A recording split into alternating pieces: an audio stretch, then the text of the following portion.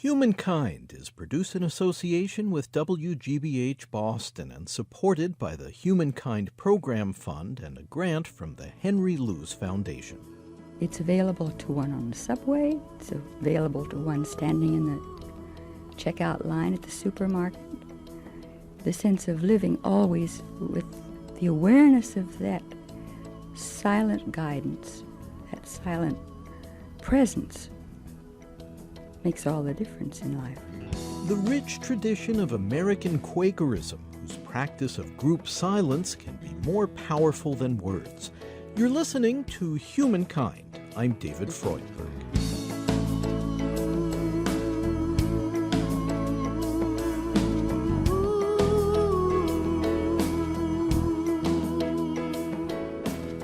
From its beginnings in the mid-1600s, Quakers have responded to two deep impulses: an outer responsibility to serve other human beings and a private need to serve God. That was the vision of young George Fox, a shoemaker's apprentice in the English county of Leicestershire. He rejected the superiority of clergy in his day, who he thought were hypocritical, and he declared that the common folk were equal, that spiritual wisdom was directly available to everyone through their inner light. A contemporary of Fox, who was 20 years younger, William Penn, joined the Quaker movement and offered a vision of transcendence. The humble, meek, merciful, just, pious, and devout souls are everywhere of one religion. And when death has taken off the mask, they will know one another, though the diverse liveries they wear here makes them strangers. This world is a form. Our bodies are forms, and no visible acts of devotion can be without forms. But yet the less form in religion the better, since God is a spirit. For the more mental our worship, the more adequate to the nature of God. The more silent, the more suitable to the language of a spirit. Group silent meditation, sometimes called the meeting for worship, is still practiced by many Quakers today. Formally, they're the Society of Friends. William Penn brought his vision to America when the King of England, who owed Penn's father a large debt, granted him a massive tract of land in the colonies. It became known as Pennsylvania, or Penn's Woods, and established the green country town of Philadelphia, where the United States was eventually born. The late Quaker historian Edwin Bronner of Haverford College. William Penn did hope to create a government and a society which he said would be an example to the nations, which he hoped would be an example for posterity. And he did regard this province as a holy experiment under divine guidance. But a gift from the King of England changed little about the conditions on the ground in this territory, where a population of Native Americans had been living for centuries. So Penn prepared to depart England and come to America to talk. He wrote ahead of time to what he regarded as the king of the Lenni-Lenapes, or Delawares, explained that he felt a little uneasy about the fact the king had given him this land, and he hoped it would be possible that he and his followers could come and share the land with them. And he promised to treat the Indians as his brothers. He promised that he would deal justly with them in all ways. William Penn's Letter to the Indians is one of the most extraordinary documents in colonial history.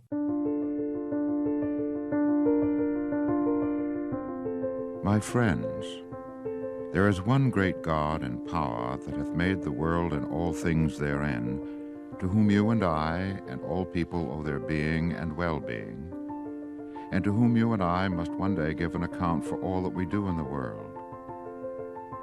This great God hath written his law in our hearts, by which we are taught and commanded to love and help and do good to one another, and not do harm and mischief to one another. Now this great God hath been pleased to make me concerned in your parts of the world, and the king of the country where I live hath given unto me a great province. But I desire to enjoy it with your love and consent, that we may always live together as neighbors and friends. Else what would the great God say to us, who hath made us not to devour and destroy one another, but to live soberly and kindly together in the world? Now I would have you well observe that I am very sensible of the unkindness and injustice that hath been too much exercised toward you by the people of these parts of the world, who sought themselves, and to make great advantages by you, rather than be examples of justice and goodness unto you, which I hear hath been a matter of trouble to you, and caused great grudgings and animosities, sometimes to the shedding of blood, which hath made the great God angry. But I am not such a man as is well known in my own country. I have great love and regard toward you, and I desire to win and gain your love and friendship by a kind, just, and peaceable life. And the people I send are of the same mind, and shall in all things behave themselves accordingly.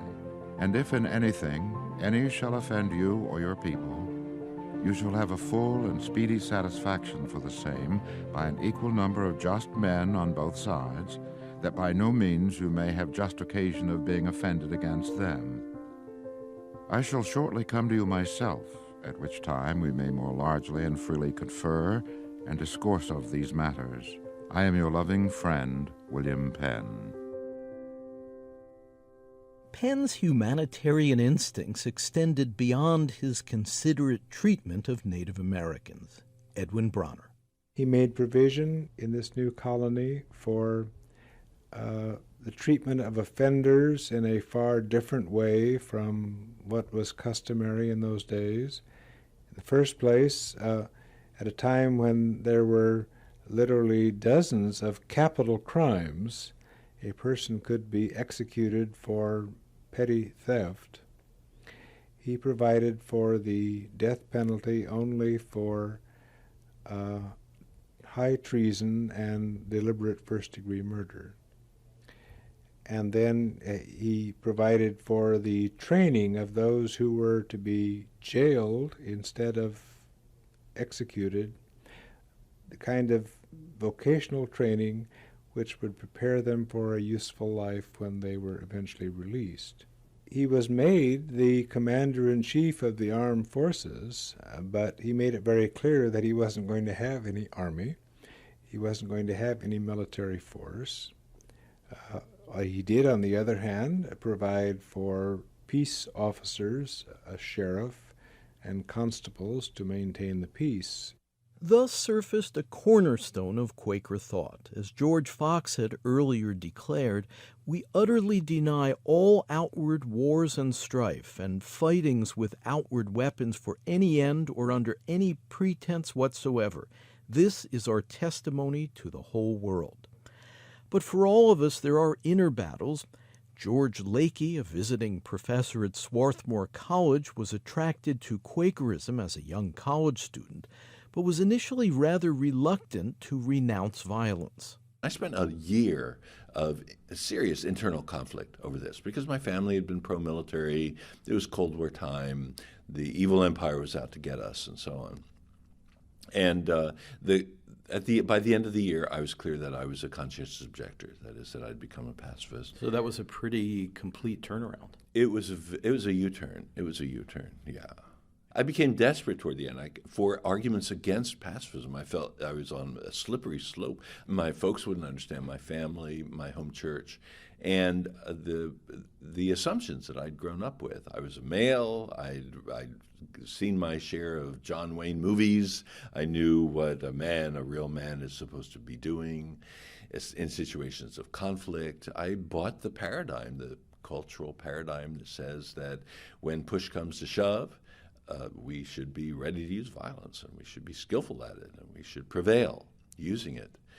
The more I investigated the question in a really serious way, the way I opened my mind to really considering both sides of the pacifist question, the more credible the pacifist position became, not only from a moral point of view, but also from a pragmatic point of view. Because war, in fact, has a terrible track record.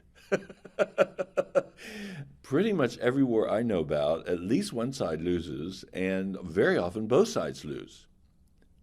So war is hardly, as a technology for confronting conflict, war actually has a miserable track record and gets more miserable all the time. When you say both sides frequently lose Yes. in war, in what way? Because we're conditioned to kind of believe, well, there's a winner and there's a loser, and too bad for the loser because the winner has prevailed. Yes, well, an example would be the Vietnam War, in which the U.S. formally lost. That is, we were really sent packing. So the mightiest empire in the world did lose to a small peasant people that threw us out of their country. However, they lost too. They lost tremendous ground economically. The U.S. dropped more bombs on Vietnam than it had on during World War II. It's a phenomenal destruction. And I was there, and I saw some of that going on. And so I was there on a peace mission, not as a soldier. But anyway, it took years and years and years. And think of the trauma for the Vietnamese families that were losing, what did we kill, over 1 million people? Tremendous trauma. So even though they won in a formal way in that they beat the U.S., which must have been a tremendous high, because who can take on the U.S. and prevail militarily? On the other hand, they also lost. And that's just one example of many. So you said on practical grounds, war frequently doesn't work, if ever. And also on moral grounds. What is the moral basis for the pacifist tradition? Well, I like to use the Quaker language. A principle, I would say a fairly basic principle of Quakerism, is that there's that of God in every person. That is, that every one of us has a spark of the divine within us, which means that there's all this flesh that we see, but there's God stuff walking around all the time. All of life is sacred. And it's actually mostly because of our loss of that awareness that we've been living in a way that's out of balance. Marcel Martin attends Swarthmore Friends meeting in suburban Philadelphia. So we need to regain that balance by returning to an awareness of the sacredness of everything and of the presence of God within each person, within ourselves. And as we learn to do that, we'll see more and more clearly how we need to change, what's not working, what's not right, how God is calling us to live in a different way. And fundamental to that way for Quakers is the principle of equality. Historian Howard Brinton notes that even before pacifism was fully embraced by the Friends, Quaker soldiers were discharged from military service because they refused to treat their officers as superiors. Equality is rooted in the belief that all human beings are on level ground because we contain a ray of the divine, our higher self, even if our own actions may sometimes fall short of that potential. Brinton writes, the Quaker doctrine of equality does not mean equality of ability, economic resources, or social status. It means equality of respect and the resulting absence of all words and behavior based on class, racial, or social distinctions. No persons enjoy special privilege.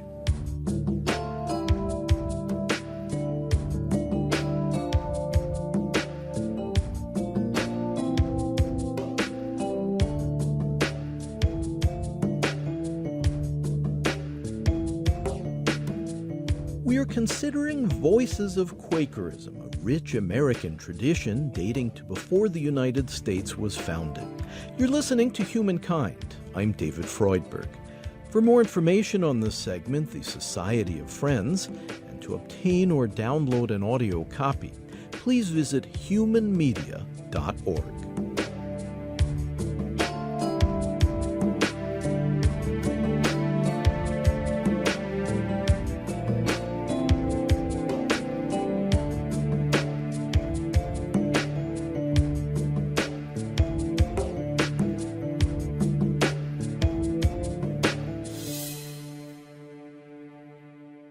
As practiced in early America, the meeting for worship, where a typical Quaker congregation comes together on Sundays, is unlike mainstream religious services. For one thing, in many Quaker meetings to this day, there's no clergy present. No one is designated to preach or to lead the service. Instead, a visitor finds the group seated together in silence. Many attenders close their eyes in quiet meditation. Quakers are actively listening for some signal of divine guidance within. Sometimes they rise to share that experience aloud. We'll hear from a variety of voices, some recorded by the Quaker Speaks Project, which you can learn about at our website, others drawn from our prior documentary about the Friends. The Quaker is someone who's seeking to be faithful to the deepest truth that we can encounter, to be guided by that truth, by the guidance of the Holy Spirit, by the presence of God in our lives, and by the understanding that that's a real experience that we can encounter. A Quaker is someone who is willing to be still. Enter a silence and to actually be penetrated by that silence. For me, one of the things that it means to be Quaker is to be together in a community of people who gather and listen together. And we can have spiritual practice outside of meeting, outside of worshiping. But there's something about coming together and listening together to God as a community that is full of life and full of conflict and challenge. And to me, that's what makes Quakerism beautiful. The understanding that God is there in the worship and is with us. There is a way of trusting the innocence of that power so that one is not afraid of it. Not afraid of the power, but is willing to walk intimately into that power and be informed by it. Informed, reformed, transformed. And in the transformation of being touched by God, behaviors change. Something different happens. So by definition, your communication changes because, if we're all then therefore that of God, we're therefore all equal. And so by definition, our relationships with each other must change and will be different. I think a Quaker is someone who is part of this living stream, this sense of being a people who've been on this journey for more than 350 years, traveling together as a community, supporting one another with these traditions and these practices that we have found. We didn't create them, we discovered them, that help people along that journey of faithfulness as we help each other to be set free and to grow more fully alive. And to me, that's the way we're inviting people into.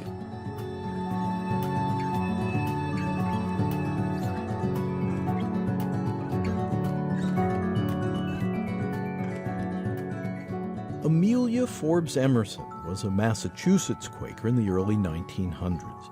She wrote about her profound experience of quiet, meditative prayer. For 300 years, Quakers have based the most sacred act of religious observance, the meeting for worship, upon this most fragile, most sensitive, most easily shattered thing, silence.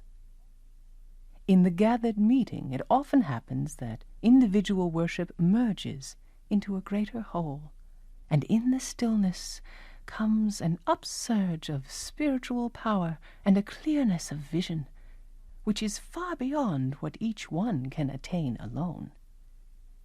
Silence is one of the profound bases upon which life is founded. We know that it is never very far away, yet man dreads it. He shrinks from it, just as he does from solitude. At the present time, he has almost succeeded in wiping it out of his life.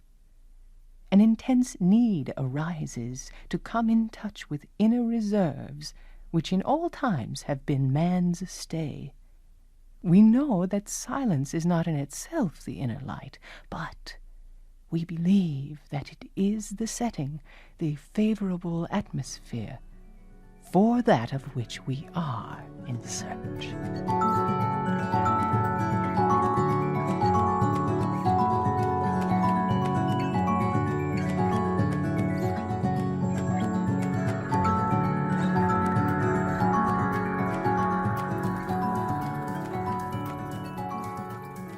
Silence forces you to face yourself. You can't get away from your own thoughts, whatever's going through your own mind. You can try to quiet your mind and to allow the Spirit to enter it and to fill it, but that is difficult at times, especially if you're full of a great deal of activity, and most of us these days are. We rush to meeting, or we drive a car. We don't pick violets on the way. And there's a great deal of disturbance in our lives, so I suppose for most of us it takes a good share of that hour or 3/4 of an hour to settle down and to settle into silence, as friends term it. You just feel touched by something that comes to you through the silence, which is sort of a spiritual feeling. Silence can be dead. We all know that. But I realized that there was a listening. And I'm still trying to learn about. It's not something that came to me like a great illumination. But that there was a possibility of getting away from the noisiness, internal noisiness of one's daily life.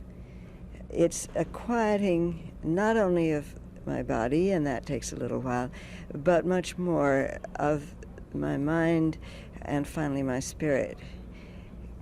Setting aside for now all the things that preoccupy me. There are many times in meeting I can't do that. I go through the whole meeting still deeply involved with the things that are exciting me or troubling me or whatever in my daily life. And I've just not been a part of the silence in that sense. But then there are the other days when no matter how intense those preoccupations are, I can quietly put them to one side and enter into that silence which has an element of peace, an element of communication, and more. It's beyond words.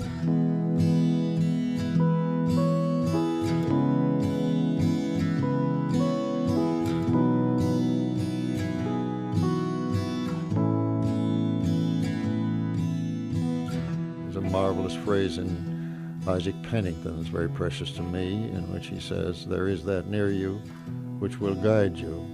Oh, wait for it, and mind that you keep to it." That puts the whole thing almost in a word for me, and the mysticism that I know is in that kind of a context of waiting for the guide, of trying to follow the guide, which I fail in so many times, but which I know I'm called back to, I'm brought low again, and I'm made tender within by what takes place there. So that I'm not describing some ecstatic experience where I've been torn out of myself or where I've been in a state of coma or something of that kind.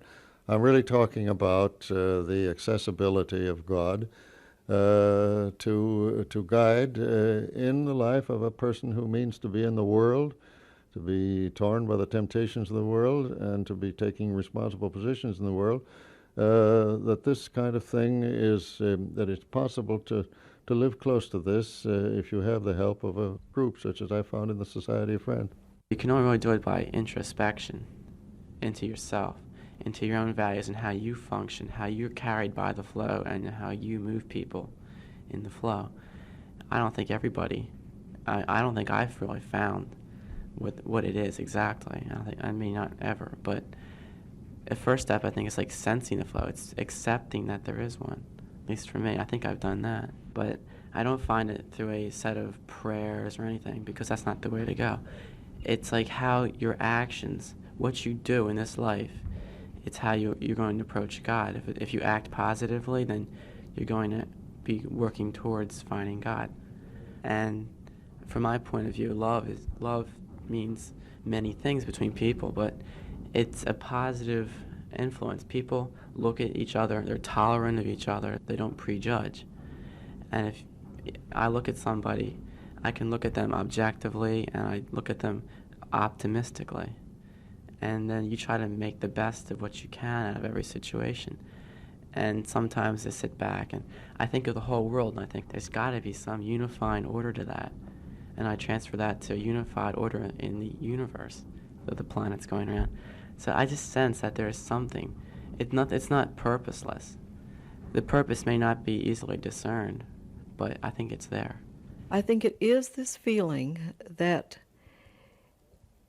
beyond our intellectual capacity, beyond the reasoning capacity that we have, while all of that is a part of it, and we ought to use our minds that have been given to us and all the rational perceptions that we have, there is this sense that there is something beyond us that is there behind the reason, behind the rational argument or decisions that we make, that helps to clarify those decisions and that helps to give them a kind of a firmness when we make them, a feeling that they are more than anything I am. We become vessels. We become lanterns. The image I love to use, of course, from the coast of Maine is the lighthouse. We become beacons of hope, radiant gatherers and givers of light. Reflections on the Quaker path, rich in American history and still vibrant today.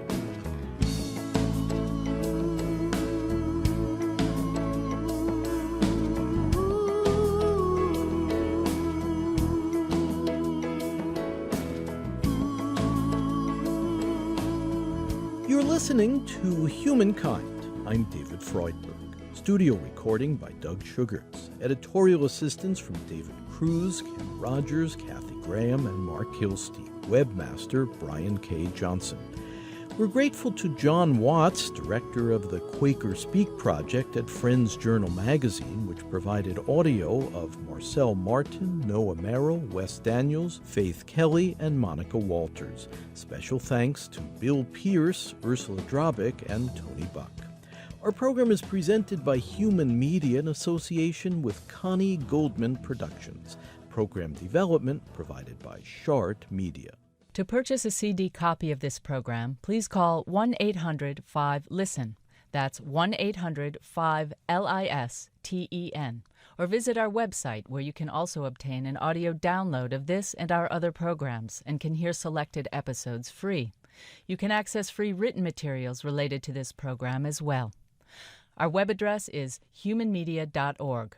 Again, if you'd like to purchase a CD copy of Humankind by phone, please call 1-800-5LISTEN, and our web address is humanmedia.org. And you can subscribe at iTunes to our free weekly podcast, Humankind on Public Radio.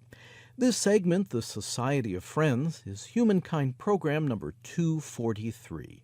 The executive producer is David Freudberg. This is Humankind. To hear more episodes of Humankind, you can subscribe to our free podcast on iTunes, Stitcher, or your preferred podcast player. A new episode each week. The podcast title is Humankind on Public Radio. And if you enjoy this program, be sure to leave us a kind review at iTunes and Stitcher. If you want to support the program, please visit humanmedia.org. And at the top of the homepage, click on How You Can Help. Again, our web address is humanmedia.org. Thanks.